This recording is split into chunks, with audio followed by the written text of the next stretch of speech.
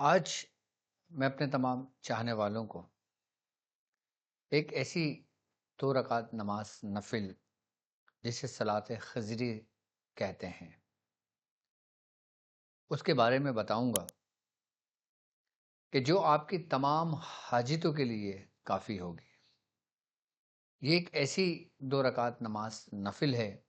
کہ جس کے بارے میں حضرت امام شافعی رحمۃ اللہ علیہ آپ اپنی کتاب میں اس کو 1000 حاجتوں کو پورا کرنے والی نفل نماز سے پکارا، اور آپ فرماتے ہیں کہ یہ وہ 2 رکعت نماز نفل کا طریقہ کار ہے جو اللہ کے حکم سے حضرت خضر علیہ السلام اللہ کے ان بندوں کو تعلیم کیا کرتے تھے کہ جو آزمائش میں، مصیبت میں، پریشانیوں میں چاروں طرف سے گھرے ہوئے ہوں۔ اور جب حضرت خضر علیہ السلام اللہ کے ان بندوں کو جب یہ تعلیم کرتے تھے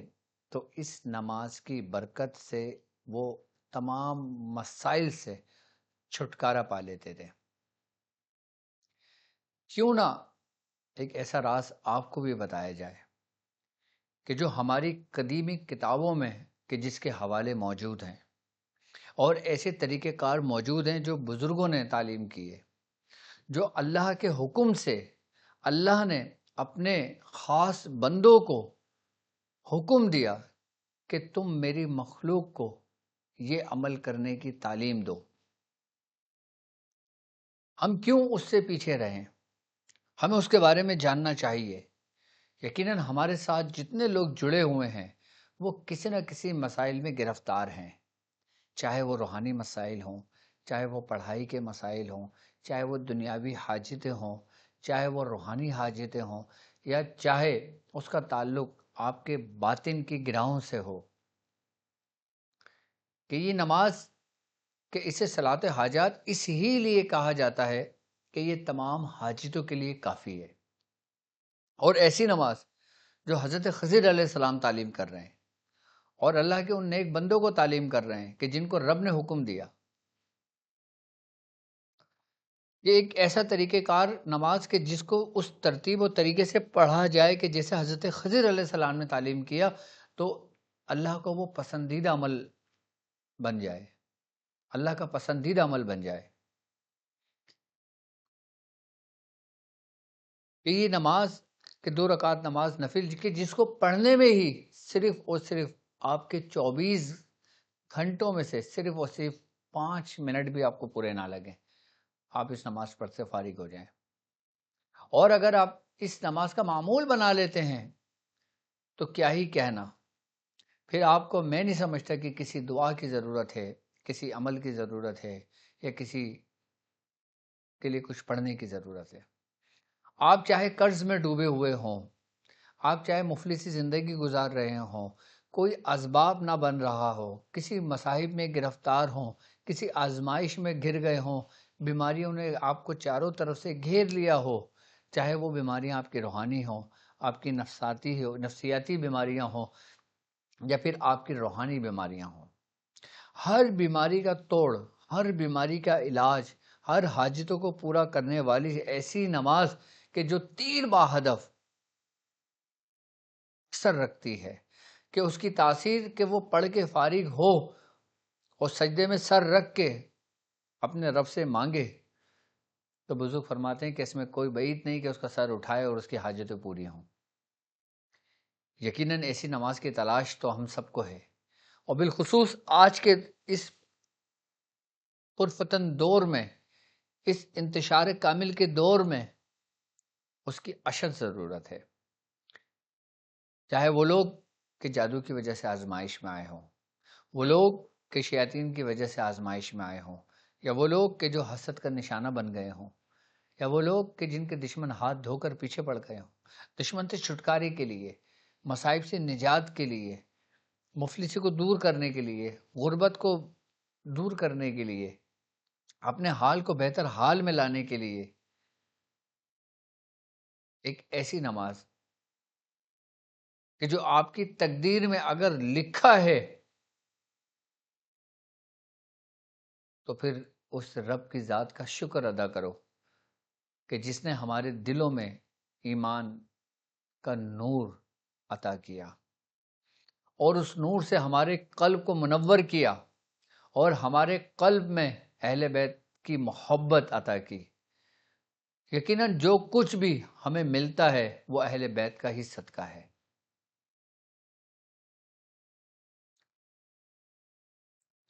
ہم کو جو کچھ بھی عطا کیا جاتا ہے وہ اہل بیت کا ہی صدقہ ہے۔ ہم اپنے رب کا جتنا شکر ادا کریں اتنا کم ہے کہ ہمارے رب نے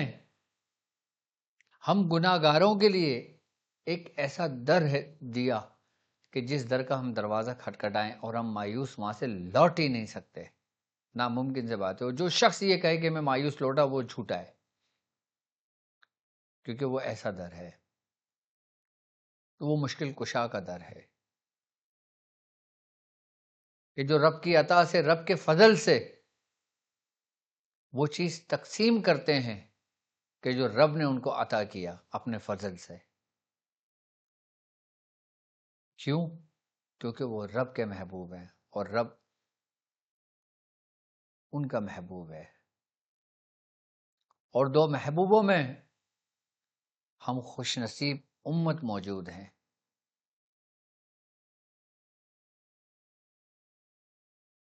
ہم جس امت میں موجود ہیں یقیناً دوسروں کی بنسبت ہم پر آزمائش زیادہ ہے، دوسروں کی بنسبت ہم پر مصائب زیادہ ہیں، لیکن ہمارے پاس ایک در نہیں، ہمارے پاس دو در موجود ہیں، کیونکہ ہم دو کریموں کے درمیان ہیں، ہم دو محبوبوں کے درمیان ہیں، ہم رحمت کے سائے میں ہیں، ہم رحمان کی آغوش میں ہیں، رحمت نے ہمیں چاروں طرف سے گھیرا ہوا ہے، تو کوئی مصیبت، کوئی آزمائش ہمارا کچھ نہیں کر سکتی جب تک ہمارے دلوں میں اللہ، اس کے رسول اور اس کی آل کی محبت، ادب اور احترام ہمارے قلبوں میں، ہمارے جسموں میں ہے، ہمارا کوئی بھی بال بھیگا نہیں کر سکتا۔ اور جس نے اہل بیت سے بغض رکھا اس نے اللہ کے نبی سے بغض رکھا، اور جس نے اللہ کے نبی سے بغض رکھا اس نے اللہ سے بغض رکھا، اور وہ شخص ملعون ہوا۔ اور جس نے نبی کی آل سے محبت کی اس نے نبی سے محبت کی، اور جس نے نبی سے محبت کی اس نے اللہ سے محبت کی۔ تو ان تمام مصائب سے چھٹکارے کے لیے ایک ایسی نماز جس کو نماز صلاۃ خضری کہتے ہیں، کہ میں آپ کو اس کو پڑھنے کا طریقہ کار سمجھاتا ہوں کہ ہم نے اس کو کس طرح ادا کرنا ہے۔ عشاء کی نماز کے بعد یا پھر اصل وقت تہجد کا، کہ جب تہجد کا وقت ہو یا جب آپ سو کر اٹھے ہیں، یعنی کہ وہ پہر کہ رات کا آخری پہر ہو، یا رات کا وہ پہر کہ جب عشاء کی نماز کے بعد آپ فارغ ہو جائیں، آپ نے نیت کرنا ہے کہ جس نیت سے آپ 2 رکعت نماز نفل نماز صلاۃ خضری پڑھ رہے ہیں، اس کے بعد آپ نے پہلی رکعت میں سورہ فاتحہ کے بعد 10 مرتبہ سورہ کافرون پڑھنا ہے، قل یا ایھا الکافرون، یہ سورت آپ نے 10 مرتبہ پڑھنا ہے، اور پھر دوسری رکعت میں آپ نے سورہ فاتحہ کے بعد 10 مرتبہ سورہ اخلاص پڑھنا ہے، اور جب آپ دوسری رکعت مکمل کر لیں اور کسی سے بات کیے بغیر آپ نے 10 مرتبہ درود شریف پڑھنا ہے۔ اب درود شریف آپ کوئی سا بھی پڑھ لیں، صلی اللہ علیہ محمد پڑھ لیں، یا سیدنا کریم صلی اللہ علیہ وآلہ وسلم پڑھ لیں، یا صلی اللہ علیہ محمد پڑھ لیں، یا درود ابراہیم پڑھ لیں، درود تنجینہ پڑھ لیں، یا جو آپ کو درود آتا ہے یاد ہو آپ وہ درود پڑھ لیں۔ اس کے بعد آپ نے 10 مرتبہ حضرت خضر علیہ السلام نے جو دعا تعلیم کری تھی، یہ 2 رکعت نماز نفل پڑھنے کے بعد وہ دعا ہے کہ سبحان اللہ والحمد للہ ولا الہ الا اللہ واللہ اکبر ولا حول ولا قوت الا باللہ العلی العظیم، یہ 10 مرتبہ پڑھنا ہے۔ اور جب 10 مرتبہ یہ دعا پڑھ کے فارغ ہو جائیں گے اس کے بعد آپ نے 10 مرتبہ ربنا آتنا فی الدنیا حسنۃ وفی الآخرۃ حسنۃ وقنا عذاب النار، یہ آپ نے 10 دفعہ پڑھنا ہے۔ اور پھر سر سجدے میں رکھ دیں اور پھر رب سے گڑ گڑا کر ندامت کے آنسو بہا کر آپ اپنے رب سے اس چیز کی طلب کریں جو آپ اپنے رب سے چاہتے ہیں۔ ایک ایسا سکون سا میسر آپ کو ملتا ہے، ایک ایسی ٹھنڈک سی آتی ہے کہ جیسے کوئی بچہ بلک رہا ہوتا ہے، بچہ تڑپ رہا ہوتا ہے کسی تکلیف میں، اور جب ماں اس کو اپنے سینے سے لگاتی ہے بچے کو، کہ بچے کو سکون میسر آتا ہے، اس حالت میں انسان کی اپنے رب کے ساتھ کیفیت بالکل ایسی ہوتی ہے، اس کو ایسا سکون آتا ہے کہ جیسے وہ اپنی ماں کی آغوش میں ہے، جبکہ وہ گویا رحمت کے سائے میں ہوتا ہے، رحمت کی آغوش میں ہوتا ہے، اس کی کوئی مشکل نہیں رہتی، کوئی پریشانی نہیں رہتی، اس کی تمام مسائل، تمام مشکلیں پانی کی طرح بالکل بہہ جاتی ہیں اور صاف و شفاف ہو جاتی ہیں۔ یہ وہ طریقہ کار بتایا میں نے آپ کو جو حضرت امام شافعی رحمۃ اللہ علیہ نے اپنی کتاب میں باقاعدہ طور پہ تحریر کیا کہ 1000 حاجتوں کے لیے صلاۃ حاجات کا ذکر، کہ جو حضرت خضر علیہ السلام اللہ کے بندوں کو سکھایا کرتے تھے، کہ یہ وہ ترتیب اور یہ طریقہ کار میں نے آپ کو بتایا ہے۔ اور ایک اور طریقہ کار ہے، صلاۃ تو یہی ہے، لیکن شیخ ابو القاسم الحکیم نے کہا کہ میں نے ایک عابد کو پیغام بھیجا کہ وہ مجھے یہ نماز سکھائے، تو اس نے مجھے یہ نماز سکھائی، کون سی؟ جو میں نے بھی آپ کو طریقہ کار بتایا،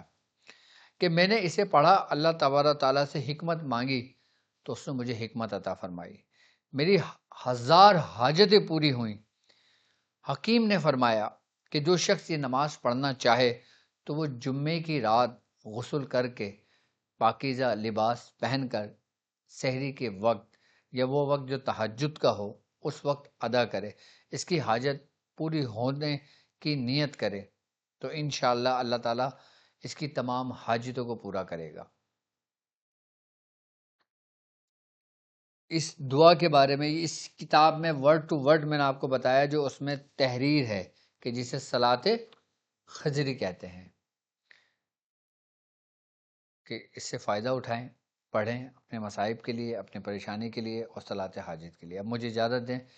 اس کے لیے آپ کو اجازت کی ضرورت نہیں، میری طرف سے آپ کو اجازت ہے،